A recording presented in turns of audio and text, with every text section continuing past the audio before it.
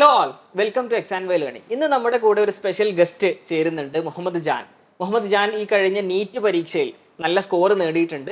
ജാൻ നമ്മുടെ XandYയുടെ ആദ്യ ബാച്ചുകളിൽ ഒന്നായിട്ടുള്ള 2-3 വർഷം മുന്നേ ഒരു ഫൗണ്ടേഷൻ കോഴ്സ് സ്റ്റുഡൻറ് കൂടി ആയിരുന്നു. ജാൻ്റെ കുറച്ച് വിശേഷങ്ങളൊക്കെ ചോദിച്ചറിയാം.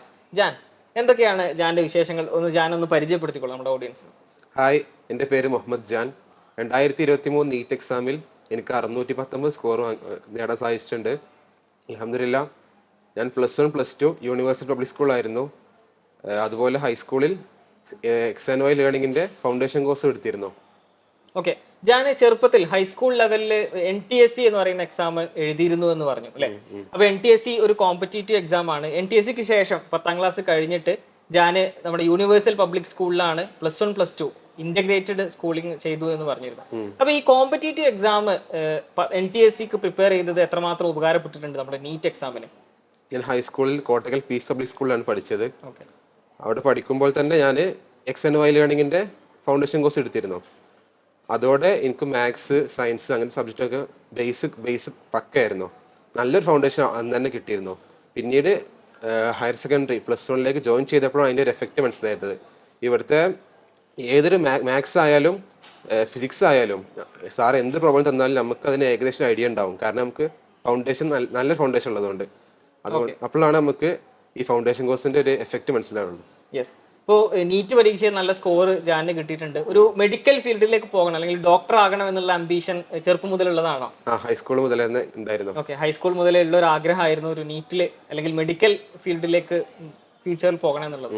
ഓക്കെ, അപ്പോൾ ഫൗണ്ടേഷൻ കോഴ്സിൽ നമ്മൾ NTSEക്കൊക്കെ പ്രത്യേകിച്ചും നമ്മൾ ഫൗണ്ടേഷൻ കോഴ്സിൽ കുറേ അധികം പ്രാക്ടീസ് ക്വസ്റ്റ്യൻസും MCQ ടൈപ്പ് ക്വസ്റ്റ്യൻസും സാധാരണ ഒരു ഹൈസ്കൂൾ കുട്ടിയൊന്നും അത്തരത്തിലുള്ള ലെവലിലുള്ള ക്വസ്റ്റ്യൻസും MCQ പ്രോബ്ലംസ് ഒന്നും സോൾവ് ചെയ്യാറില്ല.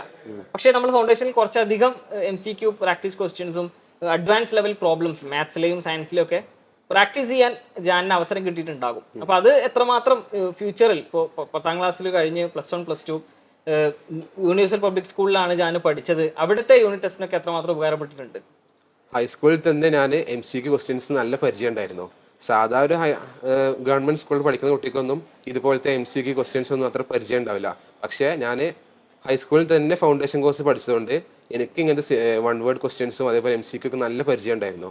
ഒരു ക്വസ്റ്റ്യൻ കണ്ടാൽ തന്നെ എങ്ങനെ അത് അറ്റൻഡ് ചെയ്യണം എന്നുള്ളത് ഐഡിയ അപ്പോൾ തന്നെ ഉണ്ടായിരുന്നു. പിന്നെ യൂണിവേഴ്സൽ പബ്ലിക് സ്കൂളിൽ വന്നു ഇവിടുത്തെ ഫാക്കൽറ്റീസിൻ്റെ ടീച്ചിങ്ങും ഇവിടുത്തെ ഫെസിലിറ്റീസൊക്കെ നല്ലതുപോലെ യൂസ് ചെയ്തപ്പോൾ എനിക്കതിൻ്റെ സ്കില്ല് മാക്സിമം യൂട്ടിലൈസ് ചെയ്യാൻ കഴിഞ്ഞു. അതെ, അപ്പോൾ ഇവിടെ ആണെങ്കിൽ നമുക്ക് ഫുൾ ടൈം ലൈബ്രറി സൗകര്യങ്ങൾ അവൈലബിൾ ആയിരിക്കും. ഫാക്കൽറ്റീസിന്റെ കാര്യം പറയുകയാണെങ്കിൽ നമ്മുടെ ഫൗണ്ടേഷൻ കോഴ്സിലാണെങ്കിലും പിന്നെ UPS യൂണിവേഴ്സൽ പബ്ലിക് സ്കൂളിലാണെങ്കിലും വെൽ ക്വാളിഫൈഡ് ആയിട്ടുള്ള ഫാക്കൽറ്റീസിന്റെ ഒരു കൺസൾട്ടേഷൻ ജാനിന് കിട്ടിയിട്ടുണ്ടാകും. അപ്പോൾ ഈ പറഞ്ഞ IIT അല്ലെങ്കിൽ NIT പോലെയുള്ള പ്രമുഖ പ്രശസ്തമായിട്ടുള്ള യൂണിവേഴ്സിറ്റീസിനൊക്കെ പഠിച്ചിറങ്ങിയ ഫാക്കൽറ്റീസ് ആയിരിക്കും, ഡോക്ടേഴ്സ് ആയിരിക്കും നിങ്ങളെ ക്ലാസ് എടുക്കുന്നത്. അപ്പോൾ അവരുടെയൊക്കെ ഒരു സപ്പോർട്ട് എത്രമാത്രം ഹെൽപ്ഫുൾ ആയിട്ടുണ്ട്? അവരുടെ ഒരു മോട്ടിവേഷൻ ഒക്കെ ഈ ക്രാക്ക് ചെയ്യാൻ സഹായിച്ചിട്ടുണ്ടോ എക്സാം? ഉണ്ട്. ഹൈസ്കൂളിൽ ഫൗണ്ടേഷൻ കോഴ്സ് ചെയ്യുമ്പോൾ തന്നെ എനിക്കുണ്ടായിരുന്ന ഫാക്കൽറ്റീസ് ഫുള്ള് IITiansോ അല്ലെങ്കിൽ ഡോക്ടേഴ്സോ ആയിരുന്നു. അതുകൊണ്ട് തന്നെ എനിക്ക് ഭാവിയിൽ എന്താ ഡോക്ടർ ആവണമെന്നുണ്ടെങ്കിലും ആ ഒരു ഡോക്ടേഴ്സാണ് എന്നെ പഠിപ്പിച്ചുകൊണ്ടിരിക്കുന്നത്. പിന്നെ യൂണിവേഴ്സിൽ വന്നപ്പോഴും ഏറ്റവും ടോപ്പ് ഫാക്കൽറ്റീസാണ് ഉണ്ടായിരുന്നത്. അത് തന്നെ എൻ്റെ ഇത്ര മാർക്ക് സ്കോർ ചെയ്യാൻ സാധിച്ചത്.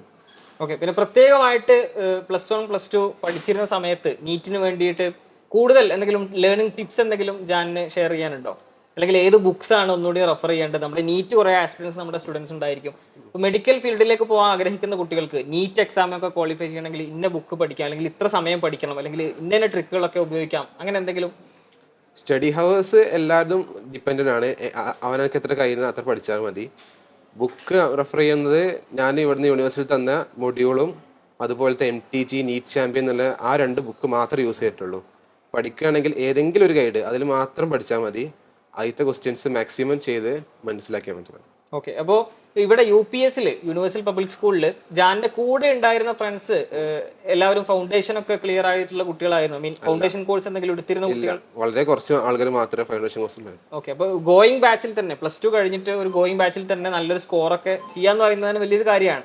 അപ്പോൾ തീർച്ചയായിട്ടും ഫൗണ്ടേഷൻ കോഴ്സ് അതിന് ഉപകാരപ്പെട്ടിട്ടുണ്ടാകും എന്ന് തന്നെയാണ് പ്രതീക്ഷിക്കുന്നത്. പ്രത്യേകിച്ച് NTSE പോലെയുള്ള എക്സാമിനേഷൻസ് ഒക്കെ പ്രാക്ടീസ് ചെയ്യുക എന്നുള്ളത്, അത് ക്രാക്ക് ചെയ്യോ ഇല്ലയോ എന്നുള്ളതല്ല, അതിനുള്ള തയ്യാറെടുപ്പുകൾ നടത്തി എന്നുള്ളത് തന്നെ ഇതിനുള്ളൊരു ഫസ്റ്റ് സ്റ്റെപ്പ് ജാൻ എടുത്തു എന്നുള്ളത് അല്ലേ?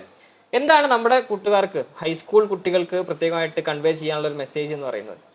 ഹൈസ്കൂളിൽ പഠിക്കുന്ന എല്ലാ കുട്ടികൾക്കും ഫൗണ്ടേഷൻ കോഴ്സ് ആണ് ഏറ്റവും ബെസ്റ്റ്. വേറെ ട്യൂഷന് പോകേണ്ട ആവശ്യമൊന്നുമില്ല, ഫൗണ്ടേഷൻ കോഴ്സ് മാത്രം എടുത്താൽ മതി. ആ ഫൗണ്ടേഷൻ കോഴ്സ് എടുത്താൽ നിങ്ങൾക്ക് ഹയർ സെക്കൻഡറി ആണെങ്കിലും ഇനി ഏത് നീറ്റ് JEE ഏതൊരു എൻട്രൻസ് എക്സാം ആണെങ്കിലും ഏറ്റവും നല്ല ഹെൽപ്പ് ആവും. പിന്നെ നമ്മുടെ സ്റ്റുഡൻസ് പലരും ചോദിക്കാറുണ്ട്, ഇപ്പൊ 10ാം ക്ലാസ് കഴിഞ്ഞിട്ട് അത് ഒരു +1 ഒരു നോർമൽ സ്കൂളിലേക്ക് പോകണോ, അതല്ല ഒരു ഇന്റഗ്രേറ്റഡ് സ്കൂളിംഗ് ആണോ നല്ലത്? എന്താണ് ജാന്റെ ഒരു അഭിപ്രായത്തിൽ? ജാൻ ഇന്റഗ്രേറ്റഡ് സ്കൂളിൽ പഠിച്ച ഒരു വ്യക്തിയാണ്, എന്താണ് ജാന്റെ അഭിപ്രായത്തിൽ നമ്മുടെ കുട്ടികൾ? ഞാൻ ഇന്റഗ്രേറ്റഡ് സ്കൂൾ പഠിച്ചതുകൊണ്ട് ഞാൻ പറയാണ് ഏറ്റവും നല്ലത് ഇന്റഗ്രേറ്റഡ് സ്കൂൾ തന്നെയാണ്. എൻട്രൻസ് എക്സാം ആണ് ലക്ഷ്യം എന്നുണ്ടെങ്കിൽ ഏറ്റവും നല്ലത് ഇങ്ങനത്തെ യൂണിവേഴ്സൽ ഇൻസ്റ്റിറ്റ്യൂട്ട് പോലെ അങ്ങനത്തെ സ്ഥലങ്ങൾ തന്നെയാണ്. ഓക്കെ, അപ്പോൾ ഇവിടെ ആണെങ്കിൽ ഫുൾ ടൈം അവൈലബിലിറ്റി ഇല്ല, ലൈബ്രറി സൗകര്യങ്ങളാണെങ്കിലും ഫാക്കൽറ്റീസിനോടുള്ള ഡൗട്ട് ക്ലിയറൻസ് ആണെങ്കിലും മറ്റു എല്ലാ കാര്യങ്ങൾക്കും ഒരു ഫുൾ ടൈം ഇവിടെ തന്നെ നമുക്ക് കാം ആൻഡ് ക്വൈറ്റ് ആയിട്ട് അല്ലെ പഠിക്കാനുള്ള ഒരു സൗകര്യം ഉണ്ടായിട്ടുണ്ടാകും. അപ്പോൾ തീർച്ചയായിട്ടും ഇന്റഗ്രേറ്റഡ് സ്കൂൾ നല്ലൊരു ഓപ്ഷൻ ആണ് എന്ന് നമ്മുടെ കുട്ടികൾക്ക് വേണമെങ്കിൽ സജസ്റ്റ് ചെയ്യാം അല്ലേ. പിന്നെ പ്രത്യേകിച്ച് എന്തെങ്കിലും ആഡ് ചെയ്യാനുണ്ടോ ജാനിന്? ഇവിടുത്തെ ഇന്റഗ്രേറ്റഡ് സ്കൂൾ ആകുമ്പോൾ ഇവിടുത്തെ ലൈബ്രറി ആവട്ടെ, ഹോസ്റ്റൽ ആവട്ടെ, ഫാക്കൽറ്റീസ് ആയാലും എല്ലാം നല്ല സപ്പോർട്ട് ചെയ്യും. ഹോസ്റ്റൽ ഫെസിലിറ്റിയാണ് ഏറ്റവും നല്ലതുള്ളത്. ഹോസ്റ്റലത്തെ വാർഡന്മാരും അവിടുത്തെ ആ ഒരു പഠിക്കുന്ന അറ്റ്മോസ്ഫിയർ ഒക്കെ നല്ലതാണ്. ഓക്കെ, അപ്പോൾ ജാന്റെ സംസാരത്തിന് മനസ്സിലാവുന്ന നല്ലൊരു അറ്റ്മോസ്ഫിയർ, നല്ലൊരു എൻവയോൺമെന്റ് സെറ്റ് ചെയ്യുക എന്നുള്ളത് വളരെ പ്രധാനമാണ്. നമ്മൾ പഠിക്കുന്ന സമയത്ത് നമ്മുടെ കൂട്ടുകാർ അവരുടെ ഒപ്പമുള്ള ഒരു മിംഗ്ലിംഗ് ടൈം അല്ലേ, അവര് എത്രമാത്രം നമ്മളെ ഹെൽപ്പ് ചെയ്യുന്നു, അതുപോലെ തന്നെ നമ്മുടെ ഫാക്കൽറ്റീസ് വലിയൊരു ഫാക്ടറാണ്. നമുക്ക് ഇവിടെ കിട്ടുന്ന സൗകര്യങ്ങൾ, നമ്മൾ പഠിക്കുന്ന സമയത്ത് നല്ല ലൈബ്രറി ഫെസിലിറ്റീസ്, റിസോഴ്സസ്, ഇതെല്ലാം നല്ലൊരു ഫാക്ടർ തന്നെയാണ്. പ്രത്യേകിച്ച് ജാൻ ഫൗണ്ടേഷൻ കോഴ്സ് കൂടി കംപ്ലീറ്റ് ചെയ്തുകൊണ്ട് തന്നെ കുറേ അധികം പ്രാക്ടീസ് ക്വസ്റ്റ്യൻസും നമ്മൾ അഡ്വാൻസ് ലെവൽ പ്രോബ്ലംസ് ഒക്കെ ക്ലിയർ ചെയ്യാനും ജാനിന് കഴിഞ്ഞിട്ടുണ്ടാവും. തീർച്ചയായിട്ടും ജാന് നീറ്റ് നല്ലൊരു സ്കോർ നേടി ഇനിയും ഉയരങ്ങളിൽ എത്തട്ടെ എന്ന് നമുക്ക് പ്രാർത്ഥിക്കാം. Jan, thank you.